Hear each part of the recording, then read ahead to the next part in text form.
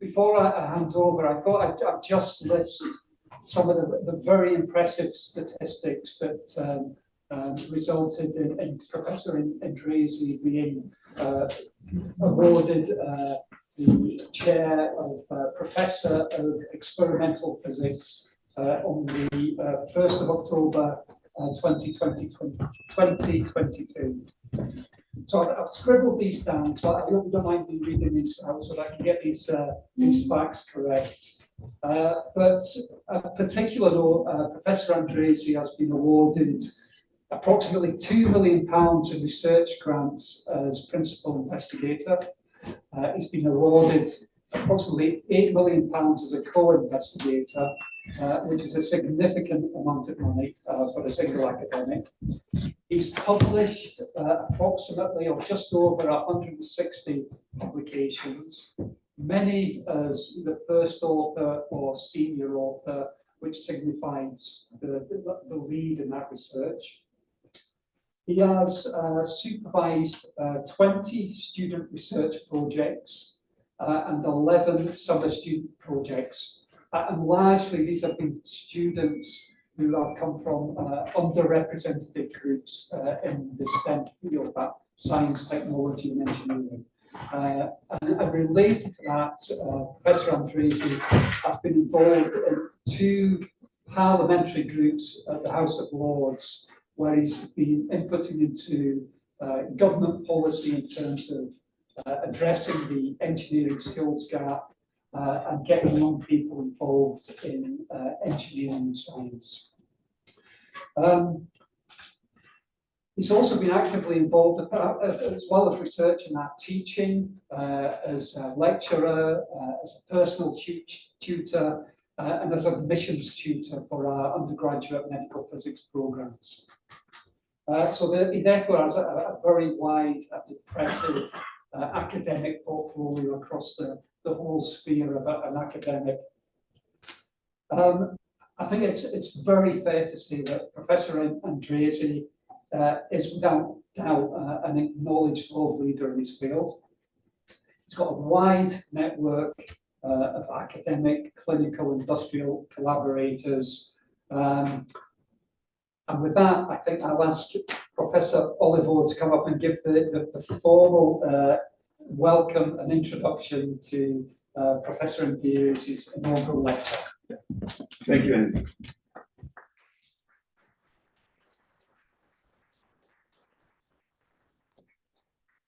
Very good evening, everyone. I'm Sandro. I am Andy's deputy and founded the Advanced Sexual Imaging Group at UCL 2 many years ago to mention.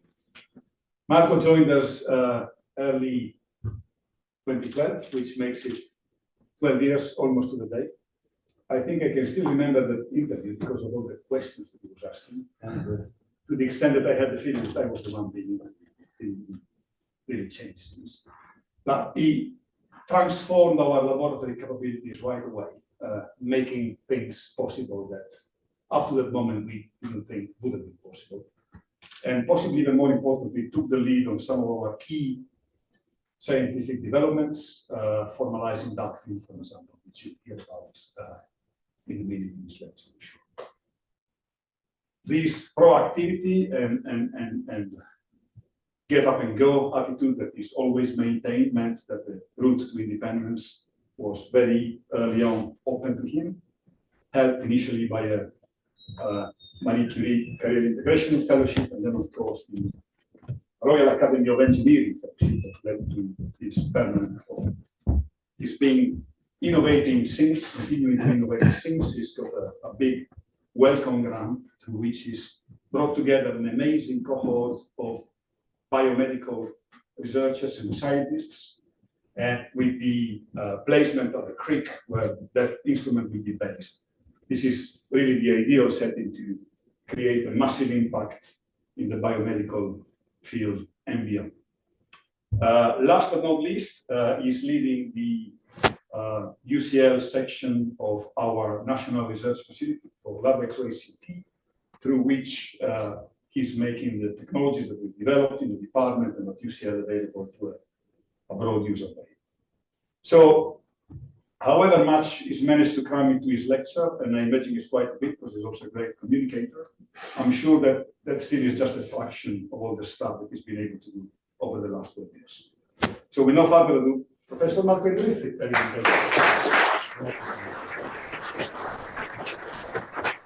Well, thank you, Sandro, for the kind and generous introduction.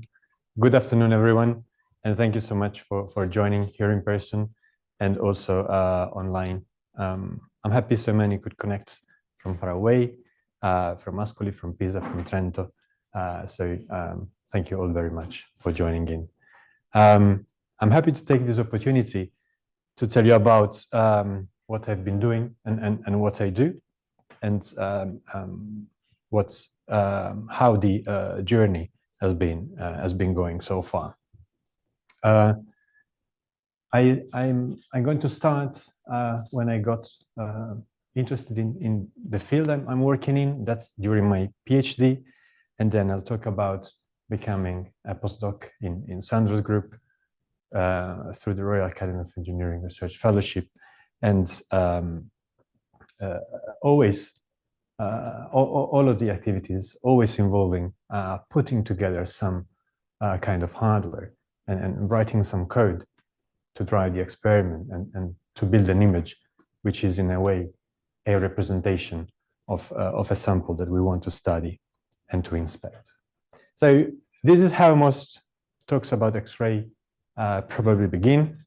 I think today I need to start from here. Sandro hired me in 2012, and I'm very grateful, and always will be, for all the support and opportunities this has meant. And most of what I'm going to talk today was only possible thanks to your support, Sandro, and to the fantastic environment you've created at Axim. So thank you very much for that. So X-rays, well, often the start is here, 1985, when this radiograph is taken.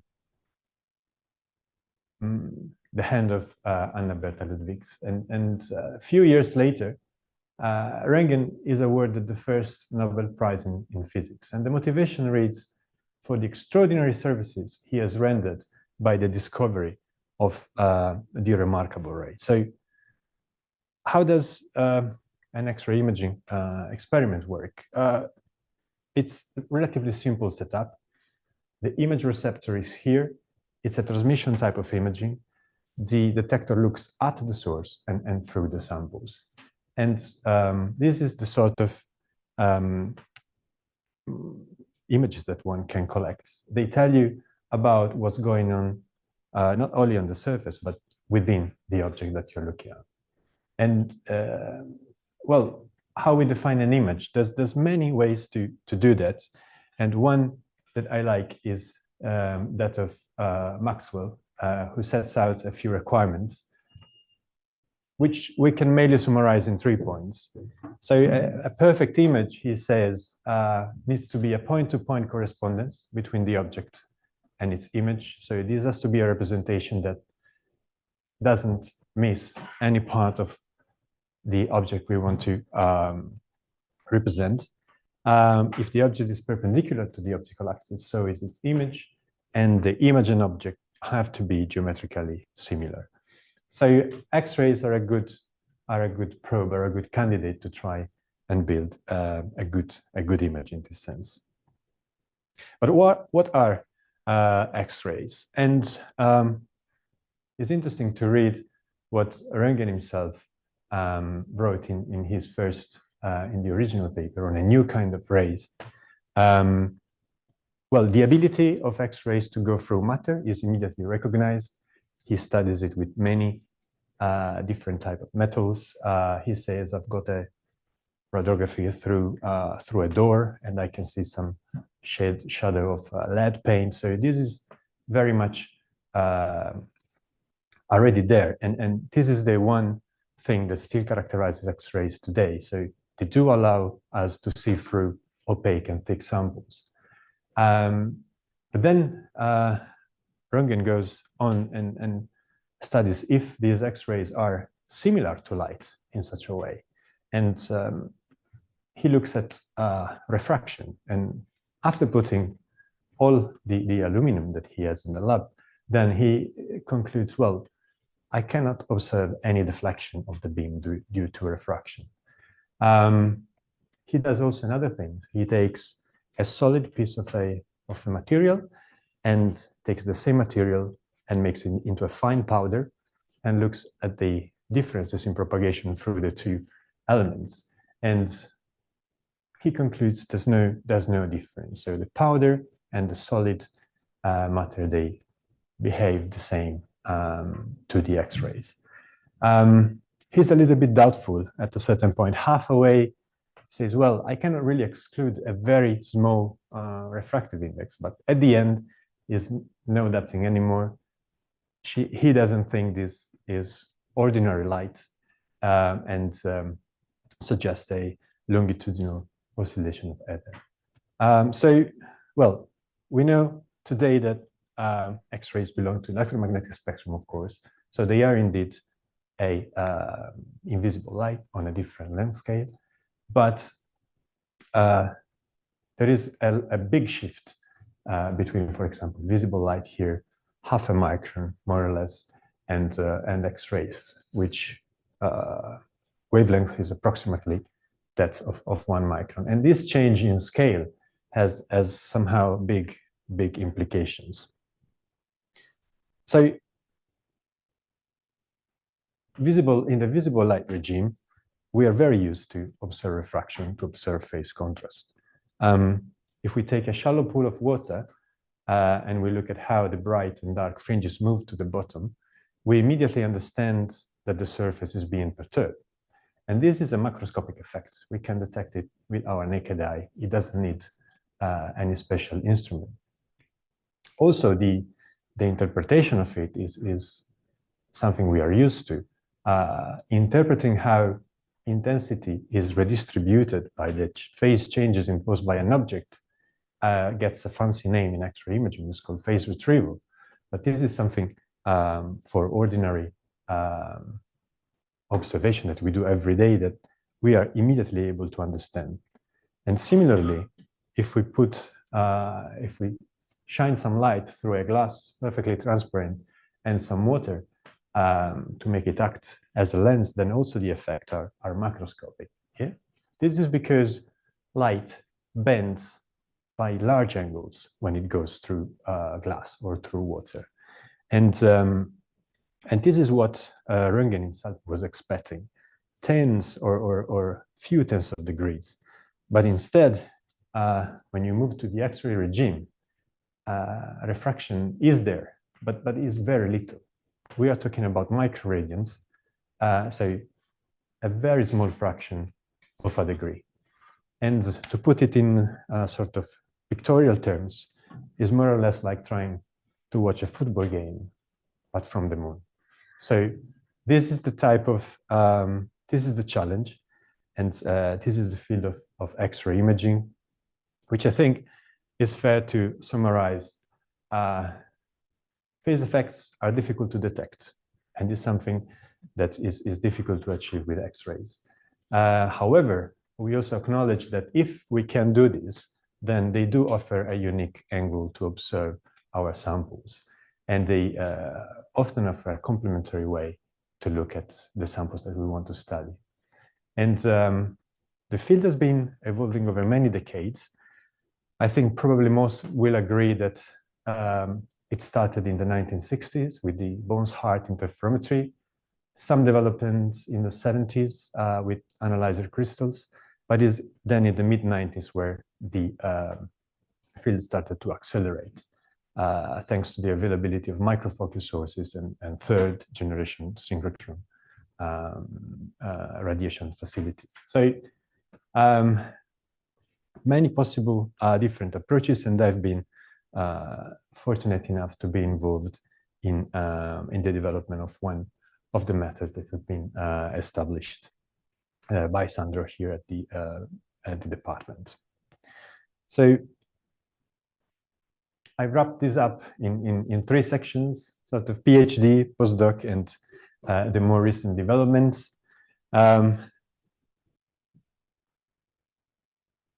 we want to measure very small deflection of X-rays. So one thing we can do, we can act on the source. If we get a very tiny and very bright source, then this type of measurements become easier. And it's probably fair to say that the best sources to do this kind of measurements are synchrotron radiation facilities. These are large-scale national facilities. The UK has one, Italy has one as well, and there's a few more around Europe and the US as well, so around the world. But these instruments are rare on the planet, and they are only accessible intermittently. So perfect for discovery, perfect for proof of concept, but nothing like an X-ray tube in terms of availability. An X-ray tube is small, easy to operate, and can be fit in any kind of hospital or baggage scanning equipment that we find in airports. Thomson scattering source, which was very much the topic of my PhD, is a sort of middle field. So the source is small enough for not being so complicated to run, but also has some nice properties and improves substantially on the quality of the X-ray beam that you can get from an X-ray tube. And so I would like to take a moment to tell you about how this works in principle. Inverse Compton scattering can be obtained by colliding head-on, well, not necessarily head-on, but head-on is a good way to do it, a bunch of electrons, relativistic electrons, maybe 50 or 60 MeVs of energy, and an intense laser pulse. To understand what's happening, we can set ourselves in the frame of reference of the electrons. There's a big laser pulse coming our way. The electric field is accelerating the electrons, emitting in a dipole pattern. And when we observe this from the laboratory frame, relativistic transformation due to the speed of the electron bunch moving nearly at the speed of light, all the emission gets squeezed into a cone in the forward direction of propagation of the electrons. So if one can bend the electrons away, then is left with a nice X-ray pulse, which is very short in time and is coming from a tiny spot, which is what we are looking for if we want to be coherent. But as easy this is to sort of tell as a story, if we think a little bit about it, this needs to be obtained by having something that is maybe as small as 30 microns, the electron bunch, to something that is more or less the same size, the laser pulse. And these two beams, they have to share their focus at the same time, but they are going to spend only 1 picosecond there. So, well, to do this, there's dedicated facilities. I was involved in a couple of experiments at the accelerator test facility in Brookhaven National Lab during that time. But I thought when I was preparing that, okay, I have a week of beam time, so that's fine. I got 5 days to collect images. In reality, you go there and until Thursday afternoon, there's no beam. So it takes a whole week for the team of experts at the beamline to take the electron beam down, focus it properly, and make it collide with the laser that's counter-propagating. So I was there Friday afternoon, just a few hours left, and my job was to coordinate with the signal. And there was no trigger available because the laser was manually operated by the laser expert. And all I had was a cracking voice through a radio that was like charging, and then 3, 2, 1, fire. And I had to open the detector early enough for the capture to be up, but not too early for the exposure time to finish before the pulse. And a few trial and error, a lot of sweat, but I managed to get, and here you see, maybe 100, 150 pulses. And that was all the data I had on this for doing the analysis. But I could characterize the source, And indeed, when it works, is a nice source. It's bright and is nearly monochromatic, and the poses made in this way are quite intense. So you can also do some single shots images when the shot is a good one. So this is a good candidate for phase contrast, but the group I was working in had only a marginal experience in that. And I was put in contact with Tim Guriev in Saro, near Melbourne, Australia. One member of the group that really set some seminal papers out there in the 90s. And he was kindly hosting me as a visiting PhD student for a year.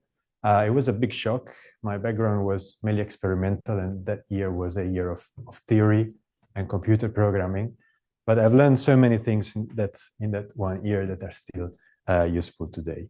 And we even managed to do some quantitative phase retrieval with single pulses from that very experiment. Back in Pisa, this is the first X-ray imaging system that I've built. It's very simple, down to the bone, but it had its own software for the acquisition, and it did deliver a few tomography, including one of a Geiger counter that belonged to Pontecorvo. So this is the end of 2011, and a few months later, I'm joining Sandro's group at UCL as a postdoc, and that's where I'm introduced to edge illumination.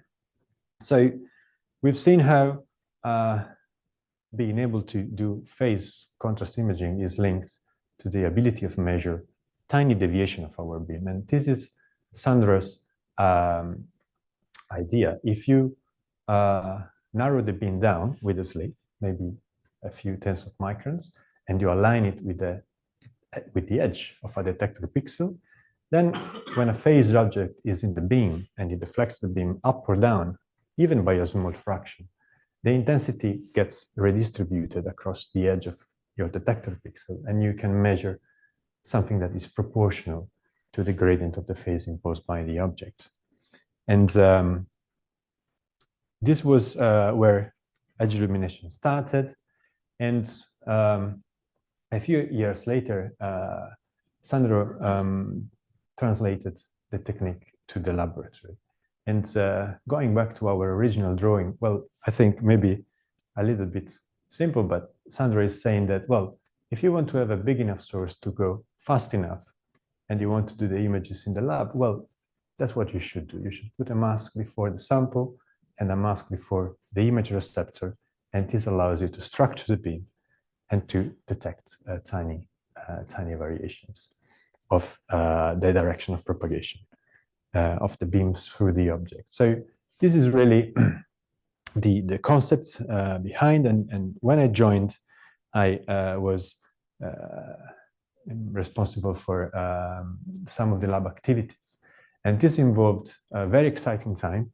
There were some shiny new kit coming in, as well as some terribly old and temperamental equipment. I think this source is older than I am, and it was an experiment to run itself. But nevertheless, with this kit, we put together a microscopy setup. We were using a 1:10 ratio, so a 10 geometrical magnification, and we were matching 3-micron apertures to the detector and the detector mounts down here to the optical bench.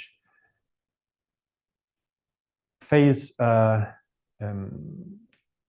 differential phase image at relatively high energy. The maximum resolution we were able to achieve at that time was 1.5 microns, so approximately half of the aperture that we were using.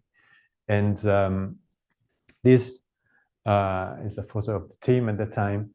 This is Fabio, a former member of the group with whom we used to spend long hours in the lab together. Yusi Sandro, Matsunaga-san, Yamada-san, Yano-san, and myself. And the team from Japan would come over This is Tim from Nikon Japan, our industrial collaborator at the time. And they would come over for weeks long experimental campaigns. And I did learn a lot by spending whole days with them, collecting data and setting up the instrument. Fabio also used a modification of this setup to develop his beam tracking approach, where you lose the second mask and you allow a group of pixels to track the intensity distribution changes on the detector. Right, so a little bit in parallel, the other activity that I was following was X-ray dark field radiography with edge illumination. So we are now familiar with this setup.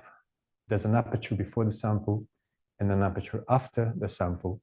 And if we scan one with respect to the other, we see a bell-shaped curve of the intensity. When the two apertures are perfectly aligned, that's where most of the intensity reaches the detector pixel, and we are here at the top. And as we go away one direction or the other, we have a declining intensity. Well, key to the technique is that when you have a sample in the beam, then the shape of this curve is changed.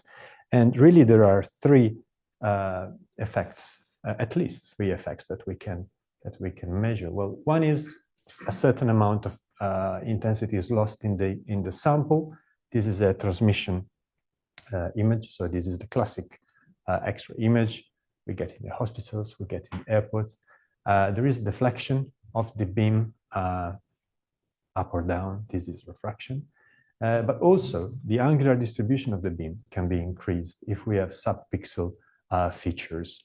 And that's the quantity that we can measure and we can make into the dark field image, which is the third image here on the right. So this is an image of a simple phantom, which was built to illustrate the principle of this. So there are three plastic cylinders. They are made of acrylic. They are very homogeneous material, and the paper step wedge. There's 1, 2, 3, 4, 5 layers of paper. And the transmission image, classic radiography, looks like this. So we stop a certain amount of X-rays inside the object, and the background looks bright.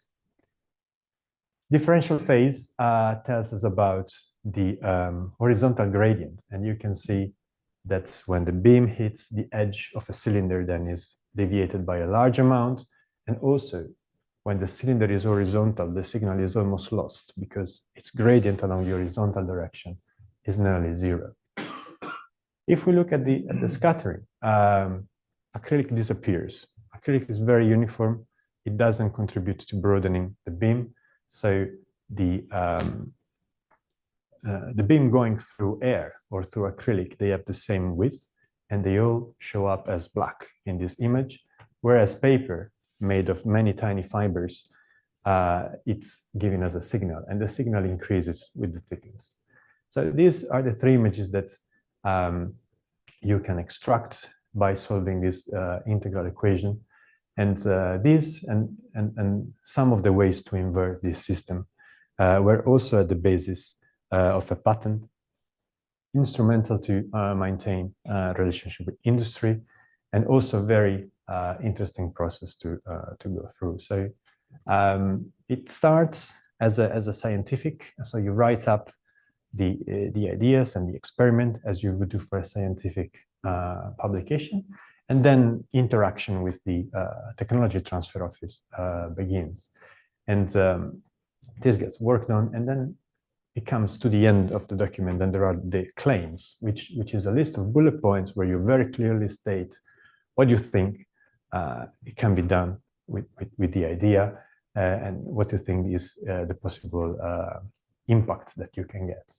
And we had 21 of those, and it's really one afternoon sitting down, a few good hours, thinking hard, and these are all a few paragraphs, but many of these points then developed into full papers in the years to follow. So that was a really nice process to see that there are these moments where you can really sit down and think a little bit without too many boundaries and get, you know, a nice roadmap of what is going to happen.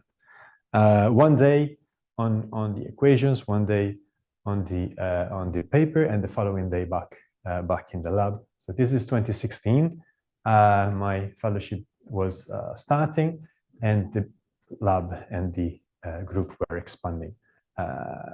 Group members will recognize the 009 tungsten system, and this is Fabio, Dario, and myself on a mission to get 30 liters of distilled water to fill the tank and work out matching all these different plumbing connections to be able to turn the system on and start doing some experiments.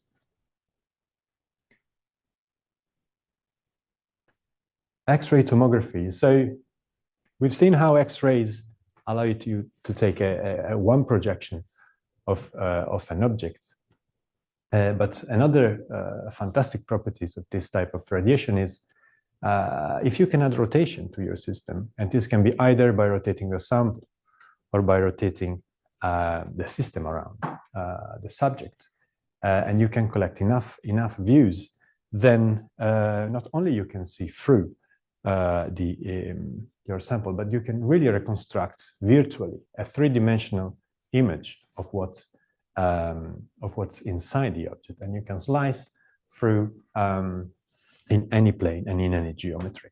So this is based on a mathematical relationship called the Radon transform that allows you to recover a two-dimensional function from a set of line integrals that you can take at many viewing angles. And well, implemented, developed in the 60s and implemented in the 70s is one of the massive big revolution in medicine and beyond. But during the research fellowship, I got interested in translating from dark field radiography to some tomography. And this is our experiment at Elettra synchrotron, where we were trying to prove that this was working well with apertures as well. And well, the maths works out nicely if we can take a multi-slice approximation of our sample, and we keep applying the same convolution model, then for nicely behaved scattering distributions, then we end up here. And this is the key relationship. So the variance of the scattering distribution of the object is given by the integral along the path through the object itself. And once you are here, then, and you can collect enough views, then you can reconstruct it using standard reconstruction algorithms. So here is a nice simple test phantom. Is a prism of melamine sponge, very little contrast, but in absorption, but the scattering gives us a nice linear relationship. And this linearity is something we wanted to confirm from our data set. And this is the sort of image that we can get from, for example, this is a plastic scaffold that used in bone regrowth. Magenta is attenuation contrast, and cyan is dark field. And to illustrate what the content of one pixel is, then here is a zoom in. The zoom in is done with another technique. It's called scanning electron microscopy, and it entails cutting out a small piece from this larger sample, about 1 centimeter, and imaging it through a different type of microscopy. So more or less, the whole image here is about the size of one single pixel in this tomography. And this is the presence of all these folds and all these voids, inclusions, that gives rise to the scattering signal that we are observing. So whilst we have lost the ability to observe the finest details, we have maintained contrast to them, and we have made our field of view a lot bigger. So this enables us to gain context. So we can now observe much bigger samples and keep track of some of the things that are going on at a smaller scale. But one of the questions I had was, well, we knew that going up in resolution. So this is about 30 microns spatial resolution, let's say. And we knew that 30, 50 to 100 dark field signal is still there. But we didn't know, well, what was going to happen going to smaller and smaller apertures. So we did set out an experiment with higher resolution, so about 3 microns.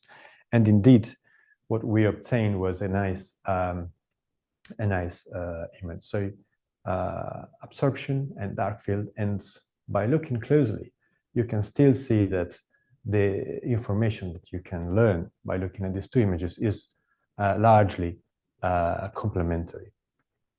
This is formalized by these plots where the absorption image is plotted against the scattering image. So each of these points is the same voxel, one per channel.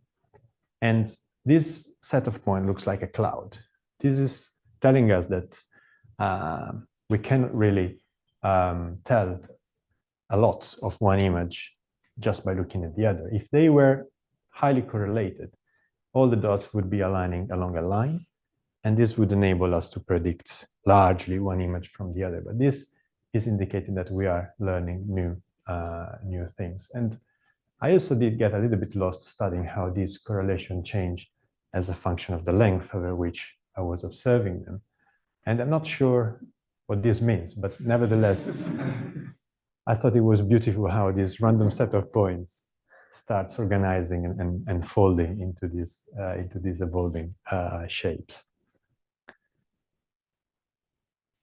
Back to the lab, we've translated this with the compact system upstairs, activities led by Adam, and this is really where I think dark field can help. So if you have materials that are very similar in attenuation, but one is a sort of a powder and the other one is a solid, then dark field can help you in telling these apart.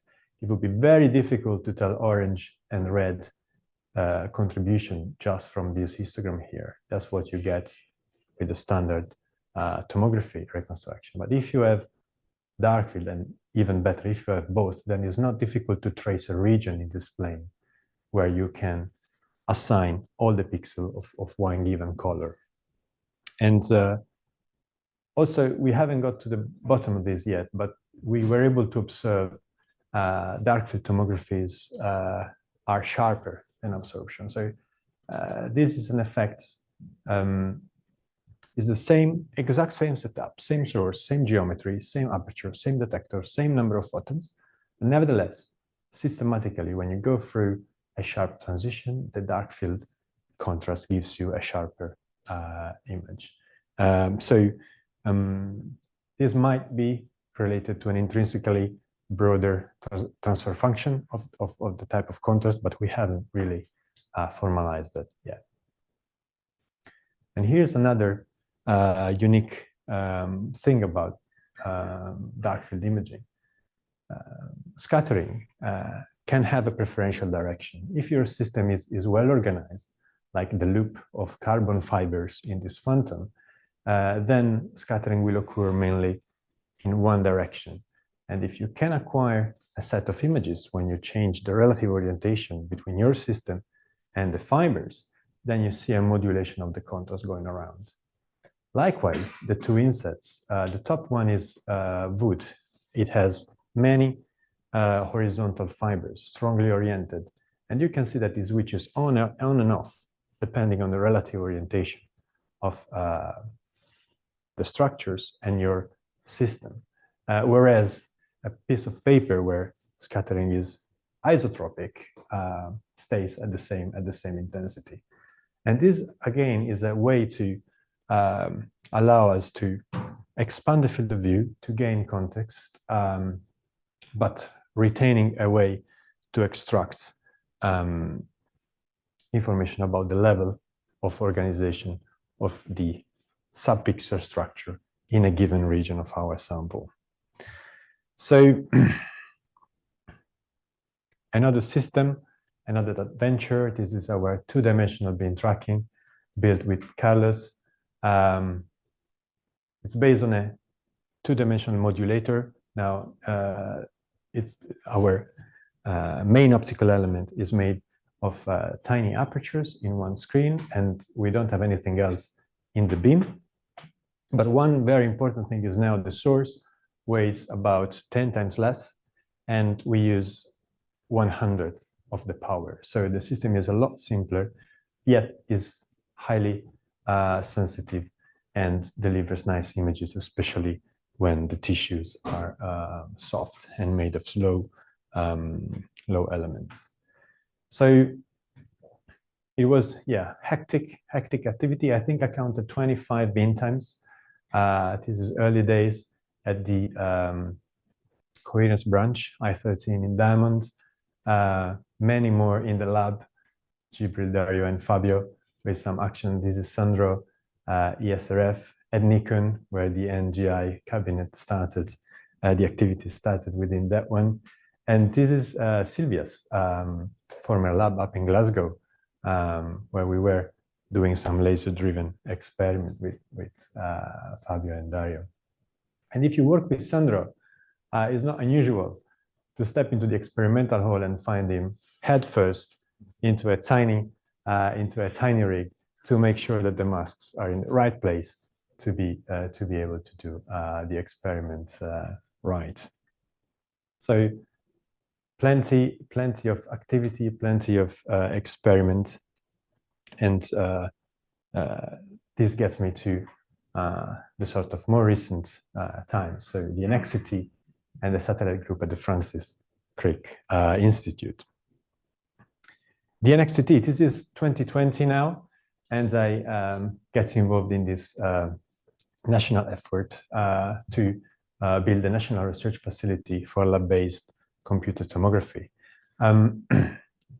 This is supported by a 10 million investment by the EPSRC, and is structured with a hub which is hosted at Royce Institute in Manchester, and 3 spokes, Warwick, Southampton, and UCL. And at UCL, we have been developing a custom X-ray phase contrast imaging system that is open to industry and to the users in the research community. It's been a journey to find a place for this kit, and we are very grateful for the department for having found us some. We had to redesign the system a few times, and you can see a very happy Oriol when a big breadboard did make it through many turns to get into the building next door. We weren't quite sure of that until we've seen it there. NXT activities led by Oriol and Yumpeng from scratch, bottom up, building a 2 imaging station system with 1 generator, one side dedicated to edge illumination and beam tracking, and one side dedicated to high resolution. A lot of characterization has been going on. We've measured the energy properties, the flux that we have available, and we are now calibrating trajectories, and we have started spinning a few samples in there. And I can't wait to see the first reconstruction of these samples. Hectic activity on the NXT side as well. These are the cumulative numbers of all the entire facility. And by the end of year 3, you can see we almost hit 1,000. So this is the number of days the facility has been providing access to kits for users. So many diverse and complementary application, and we even get a chance to set up a workshop to talk a little bit more about what we do on the phase contrast side of things. And this is now the latest system I'm building. We call it the MCXN. And this system is peculiar because I've installed I've installed it not once, but twice. Again, a little bit of a journey to find a home, but we switched on at the end of 2021 with COVID restriction and some very low-tech solutions to get our engineers who couldn't travel to London to help us solve some bugs along the way. But I'm very happy that the system has found a place at the X-ray microscopy and microtomography lab at the Creek. So, you know, there is this view of research where we don't really know what we are doing when we are doing research, almost by definition, right? And well, if we accept that view, I think it's fair to say that I was doing research when I applied for my satellite at the Creek. I didn't know what I was doing. So many things unknown, so many doubts along the way, many decisions I wasn't sure of. And indeed, it took a long time, from June 22nd, 22, when I interviewed for the position, until September 23 to turn a store into something that looks more like a lab. But nevertheless, thanks to the support of the partnership managers and the colleagues at the Creek, Andreas and Lucy, always supportive, we managed to install there. Now, Adam is taking care of the activities. We've measured 400 nanometers in projections, and we are spinning the first samples in the beam. And also here, once calibration is done, I can't wait for the first images to arrive and to develop the system to its full potential. So not only space and hardware, but great efforts also to get the paperwork aligned. But nevertheless, after all of the journey, here we are, the first team in engineering to open a small lab at the Francis Crick Institute. And I'd like to take a moment to thank the team for their dedication, their competence, and this was only possible for everyone, thanks to everyone's contribution and enthusiasm in making this happen. So I conclude with a small reflection of what I found that I like very much about this job, about this profession. And apart from my geeky passion for instrumentation and for making images, it's the freedom to keep asking questions and the freedom to work on something that may work or may not work. And when it doesn't, then we can go back at it and try again and again and learn in such a beautiful way. So with this comes also the commitment of doing my best to train the next generation of scientists and engineers. That's a big responsibility, but also it's something I'm very grateful I have the opportunity to contribute to. I'll leave you with a quote by Bresson. A successful image, he says, requires the perfect alignment of the mind, of the eye, and of the heart. This is not quite as prescriptive as Maxwell's recommendations, but nevertheless, I find it very useful for a type of work that requires creativity and dedications like this one. So I would like to thank the funders for my research, Marie Curie Actions with the 7th framework in the beginning, the Royal Academy of Engineering for the Research Fellowship Attracts, EPSRC, and welcome. It's really a privilege to be able to access this support to make things happen in the lab. A huge thank goes also to the NXT, to the directors, Tim and Phil in Manchester, and the co-directors, Ian and Mark in Southampton and Warwick. It's fantastic to be part of this national effort and work in such a collaborative and nice environment. A huge thanks also to the Axing Group for a lovely, for all the lovely people and all the nice activities, and to the colleagues I work more closely with and with which I learn every day so many things. A big thanks also to my family, to my sister and my parents, and to Maura and our little children, Giacomo and Nina. for the freedom, and for always being on my side and making the journey so beautiful. So yeah, that's me. And thank you all for your kind attention.